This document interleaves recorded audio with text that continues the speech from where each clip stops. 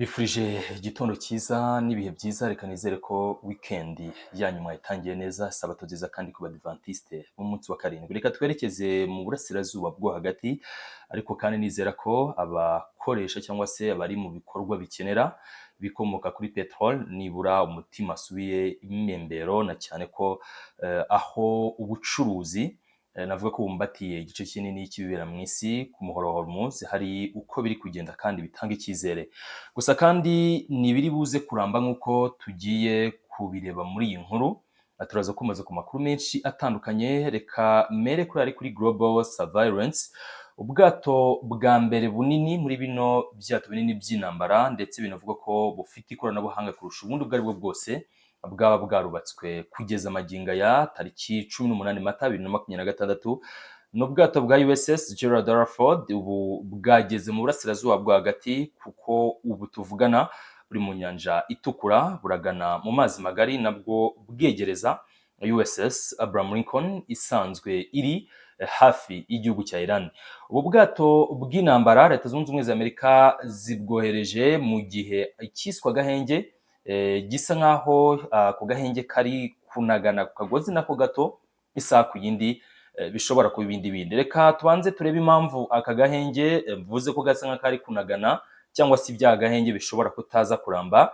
Minisiteri y'Ingabo ya Iran hari ingingo 3 yashyize hanze kandi zigomba kubahirizwa kugira ngo uyu muhoro wa Hormuz ubashe kuba wafunguka.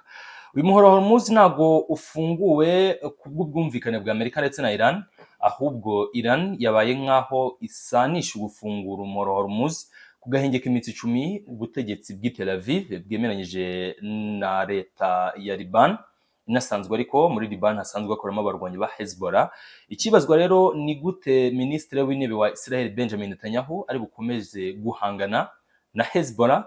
Bivuze ko kurasa kuri Hezbollah ni ukurasa kuri Liban. Nicyo Iran yashatse gusobanura.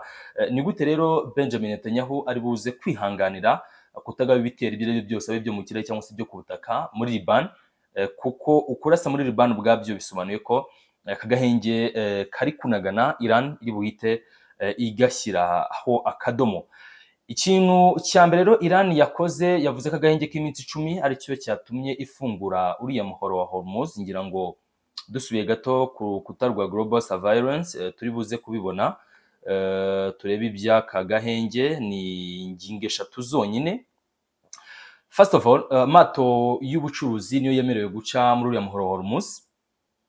Icya kabiri nuko ubwato bugomba guhabwa inzira n'igihugu cya Iran. Hanyuma icyanyuma nuko inzira cyangwa se amato ari buce hariya nabwo y'ubucuruzi ari buze kuba agenzurwa n'igisirikare cya IRGC gikorera mu mazi. Ariko ibi kandi bikiyongeraho ko ubwato niyo bwabo bw'ubucuruzi butagomba kuba bwerekeza mu bice by'abanzi. Impamvu ni yihe rero? Reka twongere twifashisha amashusho hano kuri Global Surveillance. N'amashusho muri kubona ko noneho amwe mu mato yongeye gutambuka cyangwa se ari kubasha guca hano. Uyu ni umuhoro wa Hormuz. Igice hano navuga kiri ku ruhande rw'ibumoso niho ubucuruzi bukorerwa. Hano mu kigobe cy'abaperse hari ibyambu byinshi. Hari ibyambu bikora kuri Arabia Saudite, hari ibikora kuri Iran, hari ibikora kuri Bahrain, kuri Qatar.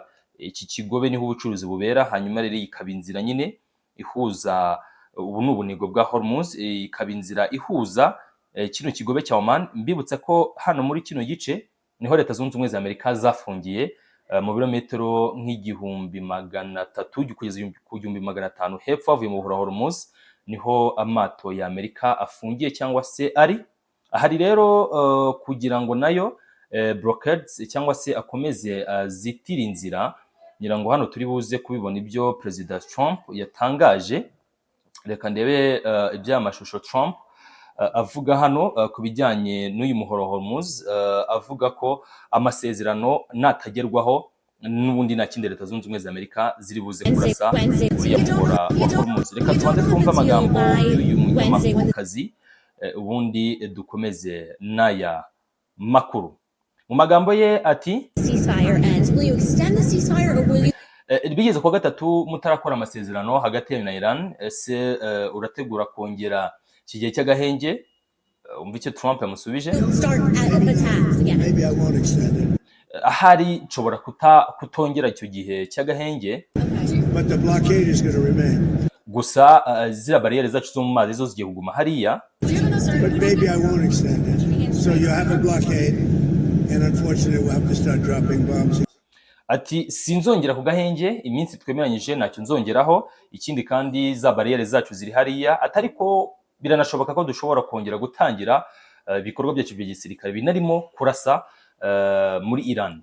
So sibyo gusa rero Trump wari kuvuga ko n'ubundi byange bikunde Iran nibatagera ku masezerano y'icyo bemeranyijeho nakiribuze kumubuza gukomeza ibikorwa bye birimo no kongera gusubukura ibitero ku gihugu cya Iran.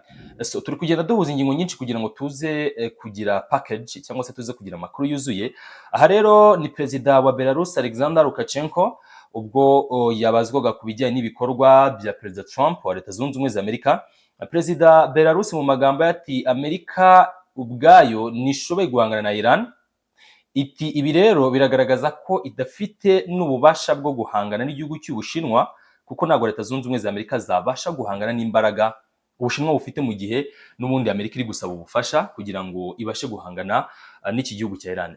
Leta Zunze Ubumwe za Amerika zimaze igihe kitari gito zisaba ko ibihugu bigize Union European ndetse na byinshi mu bigize umuryango w'ubutabazi wa OTAN batanga ubwato bwabo bwa gisirikare bafashanya mu buryo bwose bwuzuye kugira ngo Leta Zunze Ubumwe za Amerika zirebe ko zabasha kwikura hariya. Ariko ibi byose byarananiranye binakurikirwa cyangwa se binajyanishwa nuko hari ibihugu byinshi byagiye bigaragaza ko bititeguye kugira icyo bikora.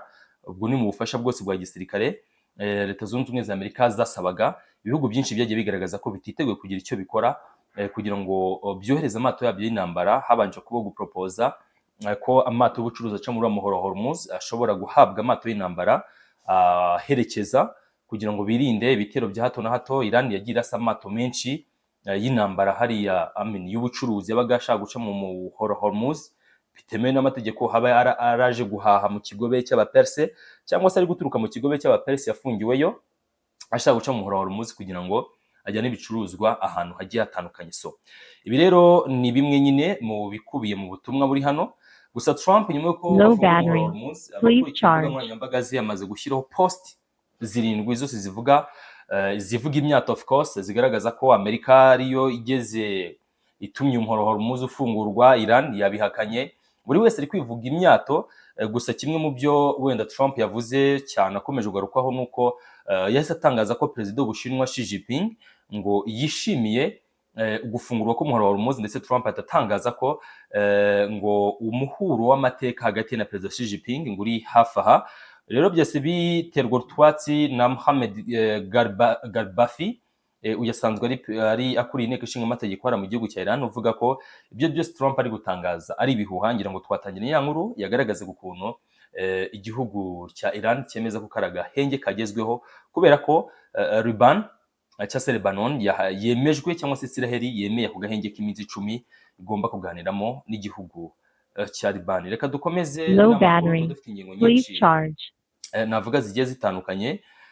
Ikindi wenda hano ukwiye kumenya nuko abaturage imbere muri Iran mu by'ukuri baramukiye mu gisa nk'ibyishimo nyuma yuko bigaragaye ko perezida wa Leta Zunze Ubumwe za Amerika Trump cyangwa se binamenyekanye ko bemerewe iranzira yongeye gufungurwa. Reka turebe n'aya makuru ya Al Jazeera. Na makuru n'ubundi tugiye guhuza n'ibyo turi kuganira. Of course Iran yongeye gutuma uriya Muhora Hormuz uba nyabagendwa. Reka nze ninjiremo gato aya mashusho sinzi niba ari buzemo neza kugira ngo mubashe kuyabona. Nimutayabona no kwihangana, ariko ngira ngo muri kubibona ko ubu bwato ngira ngo murabona ko inzira zongeye kuba nyabagendwa. Inzira zongeye kuba nyabagendwa, aha nahagurirwa mu kigobe cy'abaperse niyo nzira nyine atacamo. Hanyuma rero no mu kigobe cya Oman, buriya nuko Oman itari igihugu cy'ubucuruzi bunini akenshi ubundi hano no hahagurirwa, ahubwo hano wenda naho birashoboka ko hari ibyambo bike bihari kuko n'ubundi hano ubutaka bwa Iran bugikomeza. Aha hari igihugu cya Oman kiri hano, aha ni mu kigobe cya Oman, ariko ubucuruzi nyirizina bubera hano ku byambo bya Iran biri aha ngaha, cyangwa se ku bindi byambo by'ibihugu nka Arabia Saudite, babona Doha, ni Qatar, naho habera ubucuruzi bunini. Haruguru hari za Bahrain, n'ibindi bihugu biri muri bino bice bya hano haruguru na za Qatar. So nuko rero umuhora wa Hormuz wahise umera. So ubucuruzi rero buri kuberamo bumeze bute? Reka twifashisha amakuru ya Al Jazeera. Biremezwa ko nyirizina uburyo imitambukire cyangwa se imikorere hano mu muhora wa Hormuz imeze bitakimeze nk'uko byari biri imbere. Kugeza ahangaha n'ubundi amato ari guca mu nzira yagenewe cyangwa se yahawe nk'uko tubivuga, ariko amato n'ubundi bucuruzi ariko y'ibihugu by'abanzi by'umwihariko ya Amerika na Israel ntabwo ari kwemererwa gutambuka. Uko rwose ni ukuri. Hanyuma kugeza ahangaha Iran hari ikindi kintu yashyizeho kandi cyo kigomba kubahirizwa. Bakeneye ibyitwa toll cyangwa se bakeneye imisoro, nubwo Leta Zunze Ubumwe za Amerika zavuze ko amato aca hariya atashobora gusoreshwa. Gusa uko bigaragara kuva intambara yatangira amato 279 niyo yabashije guca muri muhora wa Hormuz. Ubwo nabyo ubwo nukuvuga ni hagati ya tariki 28 na tariki 12 za Mata. Gusa mbere bundi bivuga ko hakari agace kacagamo amato nibura arenga 100 buri munsi. So gusa nyuma yuko byemejwe nibura amato 45 yasa abasha gutambuka ni karita reka nayo nyisubiremo wenda y'ukuntu amato abashoreranye. Aha ni byitwa marine traffic, ngira ngo murabibona uko amato abashoreranye hano. Hashobora kuba arahagurirwa kari agace, murabizi kari agace k'imisozi cyane, nuko amato abashoreranye muri uriya muhora wa Hormuz. Ubwo rero ubucuruzi buri kuberamo bukaba bwongeye kugira ubuzima nyuma yuko byemejwe, ariko agahenge gasa nkaho karegetse, tutakizera ko hari kiribuze kuba. So reka dusubire hano rero ku byo Perezida Lukashenko yavugaga kuri BRICS News. Trump yavuze ko Amerika ishobora kongera kurasa kuri Iran. Ibi twari twabikomojeho mu ntangiriro z'ikiganiro mu gihe amasezerano y'abatagezweho. Aha naho bagaragaza ko bimwe bavuga ko Xi Jinping yiteguye kuba yishimiye kuri umuhora ufunguye, ndetse ngo uguhura kw'amateka hagati y'aba bategetsi b'umwe. Kuri iyi nkuru nayo navuga ko isa nk'itangaje. Muribuka ko bimwe mu byo Leta Zunze Ubumwe za Amerika ziri gusaba Iran harimo nuko uranium bakarishije cyangwa se bongereye agaciro cyangwa se batunganyije ku buryo yabyara kirimbuzi. Iyo uranium Ubushinwa ngo bwagaragaje ko bushobora kuyibikira Iran. Byaturutse kuki? Perezida Trump n'ubundi muri za poste 7 zakurikiye gufungura k'umuhora wa Hormuz yahise avuga ko uranium itunganyijwe nibura hejuru ya 30% Iran ifite, Leta Zunze Ubumwe za Amerika ziteguye kuyifata either bice mu masezerano cyangwa se ubundi buryo bwose bushobora kwifashishwa. Uburyo bwose rero biri kuvugwa bushobora kwifashishwa, byavuzwe ko bishoboka ko ari uburyo bwa gisirikare bushobora kwifashishwa cyangwa se byace mu masezerano. Ubwo n'ubwumvikane hakaba harebwa nuko bishobora kuba hari ukundi wenda bishobora kugenda. So ahangaha rero Ubushinwa bwahise bugaragaza ko bushobora kubika iyo stock cyangwa se bushobora kubika iyo uranium yatunganyijwe kugira ngo ayo masezerano abashe kugera ku ntego y'intambara irangire. Ubushinwa bukabikora muri gahunda itari yo kurimbura, ahubwo yo kuba babikije iyo uranium. Bikavuga ko ariko hari andi masezerano y'ibanga Ubushinwa bwagiranye n'igihugu cya Iran. Ni amasezerano kandi anakubiyemo hari amasezerano y'ubucuruzi ibihugu byombi bisanzwe bifitanye, nk'uko Wang Yi, minisitiri w'ububanyi n'amahanga wa Iran w'Ubushinwa, aherutse kubitangaza. Ariko hakaba n'andi masezerano noneho ya gisirikare bitazwi neza n'ibiki bikubiyemo. Gusa Ubushinwa bwagaragaje ko bushobora kubika iyo uranium itunganyije y'igihugu cya Iran. Mu gihe Iran yabibyemeye, ariko yaravuze ko ari ingingo nakorwaho ubwo baheruka guhurira Islamabad muri Pakistan. Iran yaravuze ko ingingo ari ingingo itagomba gukorwaho, cyangwa se bavuga ibindi, ariko ibijyanye n'uranium itunganyije byo si ibintu bivugwaho. Ikindi byagaragara ko batifuza ko cyagarukaho cyangwa se ngo kivugweho harimo zino military alliance, abafatanyabikorwa babo habe Hezbollah, Hamas ndetse n'abahotisi n'indi mitwe ikorera muri Iraq na Syria. Hanyuma ikindi kwari ugusoza projet zose za missile na projet nucléaire z'igihugu cya Iran. Trump mu butumwa bwe ati ngiye gukumira Benjamin Netanyahu ntazongera kurasa muri Liban.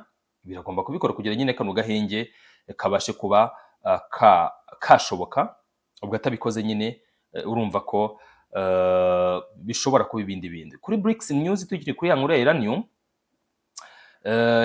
Trump yavuze ko Iran ngo yemeye byose harimo no gukuraho Iranium itunganyije, ariko bwa butumwa bwa Garibaffi twaba turi kureba buragaragaza ko it's a false accusation, cyangwa se ibyo Trump yatangaje ngo nago ari byo muri rusange. Munyemere rero mbashimire cyane, mukomeza kudukurikira umunsi ku munsi, amakuru ibiganiro byacu barakagaruka, mukomeze musubscribinge, ubundi amakuru nk'aya agaruka ku bivugwa mu isi hirya no hino mu ngeri zitandukanye, umutekano, politike, diplomasi, imibanire n'ibindi byose bigiye bitandukanye, twiteguye kubibagezaho gatanu ku kandi. Mukomeze musubscribing kandi munakurikira ibiganiro byacu mu buryo bwose butandukanye. Blessings over blessings.